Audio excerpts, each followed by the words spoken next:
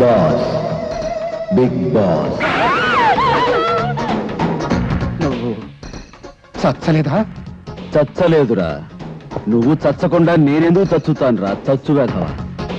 నువ్వు నన్ను తగలబెడితే నివ్వుర్లోంచి నిప్పునై వస్తా, నన్ను హత్య చేస్తే పచ్చి నెత్తుటిలోంచి కొత్త శక్తినై పుట్టుకొస్తా. వరదరాజులో నీ చావు ఇక రోజుల్లో, గంటల్లో, క్షణాల్లో ఉందని హెచ్చరించడానికే వచ్చాను.